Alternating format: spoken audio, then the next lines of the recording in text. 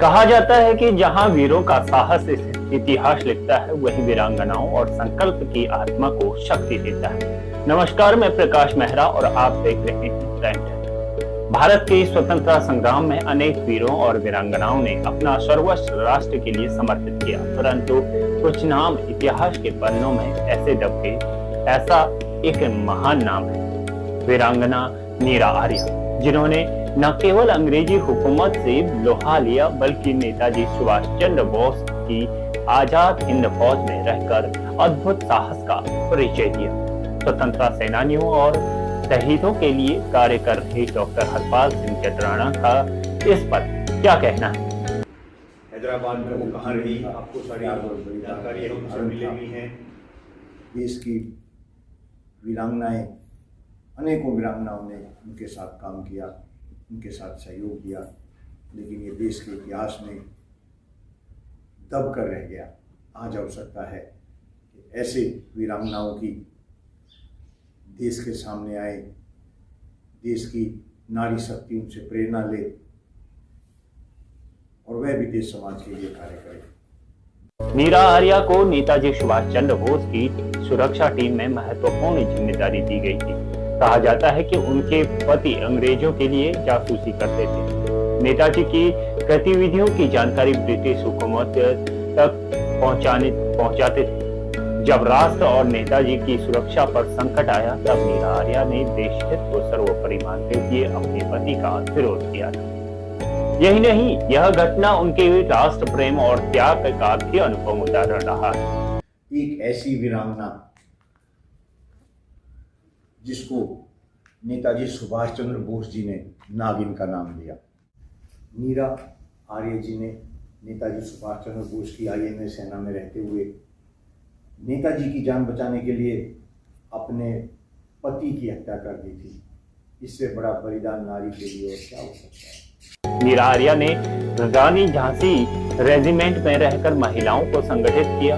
उस समय महिलाओं का युद्ध क्षेत्र में उतना ही असाधारण बात, लेकिन मीरा आर्या ने सिद्ध कर दिया कि मातृभूमि की रक्षा में महिलाएं कभी कम नहीं। जब अंग्रेजों ने उन्हें गिरफ्तार किया तो अंडमान निकोबार की कुख्यात सेकुलर जेल में यानी काला पानी भेज दिया गया।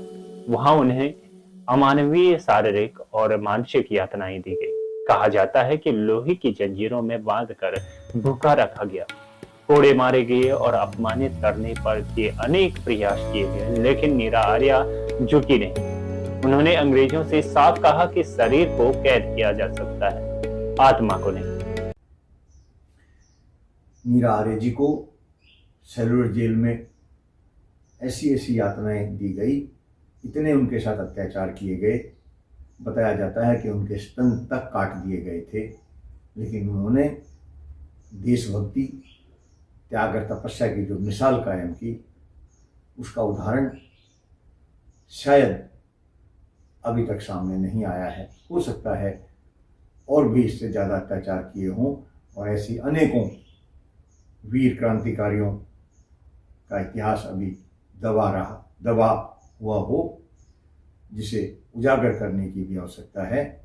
तो कहीं ना कहीं मीरा आर्या का ये बलिदान हमारे लिए बहुत ही प्रेरणादायक है। मीरा आर्या केवल योद्धा ही नहीं, बल्कि उन महिलाओं के सम्मान और अधिकारों का प्रतीक भी थी। उन्होंने जेल में रहकर भी भारतीय महिलाओं के आत्मसम्मान की रक्षा के लिए संघर्ष किया। अंग्रेज शासन महिलाओं को तोड़ना चाहता था, पर मीरा आर्या जैसी वीरांगनाओं ने साहस की नई मिसाल कायम कर दी। देश आजाद होने के बाद भी मीरा आर्या को वह सम्मान नहीं मिला जिसकी वे अधिकारी थे। उन्होंने साधारण जीवन बिताया, आर्थिक कठिनाइयों का सामना किया, लेकिन कभी अपने संघर्ष का मूल्य नहीं माना। यह हमारे समाज और इतिहास लेखन की बड़ी विडंबना है।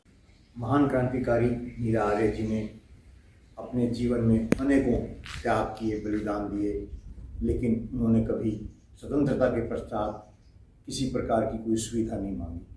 उनकी जीवनी को भारत सरकार के द्वारा पाठ्यक्रम में सम्मिलित किया जाना चाहिए और उनके नाम से मैं प्रयास कर रहा था कि खेखड़ा गांव में एक विद्यालय का नामकरण हो।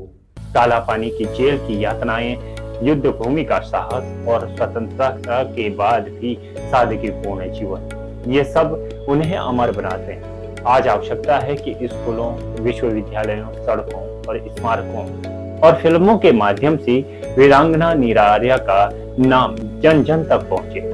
इतिहास के गुमनाम पन्नों से निकलकर उन्हें राष्ट्रीय सम्मान मिलना जरूरी और मिलना भी चाहिए। इस तरह की नीरा आर्या की कहानी रही है और नीरा आर्या ने जो हमारे देश के लिए किया वो इतिहास के पन्नों में दर्ज होना चाहिए। लिखे गए पत्र के जवाब में उत्तर प्रदेश सरकार पुरातत्व विभाग निदेशालय के द्वारा कहा गया है कि यह हमारे से संबंधित नहीं है।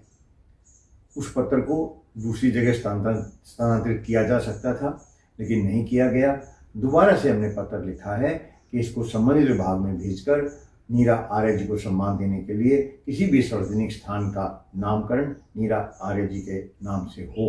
उनके गांव खेखड़ा के रहने वाले तेजपाल धामा के द्वारा और उनकी पत्नी के द्वारा, जो कि नीरा आर्य जी के साथ रही हैं, उन्होंने खेखड़ा गांव में भी एक स्मारक बनाया है, एक पुस्तकालय बनाया है और उन्हीं के प्रयासों से, उन्हीं के द्वारा संकलित किए गए इतिहास के आधार पर ये एक फिल्म जो बनाई जा रही है, ये बहुत ही सराहनीय है। इस फिल्म से भी नीरा आर्य जी के जीवन को, गुमनाम जीवन को, व्यक्तियों को जानकारी मिलेगी। कहीं ना कहीं उनका ये बड़ा साहस दिखाता है कि आज भी महिलाओं को उतना ही सम्मान मिलना जरूरी है जितना हमारे देश में रानी झांसी की बाई को मिला था। कई ऐसी वीरांगनाएं हुई जिनको आज भी सम्मान नहीं मिल पाया है। और ऐसी ही तमाम खबरें देखने के लिए और तमाम इस तरह की अद्भुत कहानियां सुनने के लिए हमारे चैनल को लाइक, शेयर और सब्सक्राइब करना बिल्कुल भी ना भूलें। और इसी तरह की वीरांगनाओं को और वीरों का साहस देखने के लिए हमारे चैनल को देखते रहें। फिलहाल के लिए नमस्कार।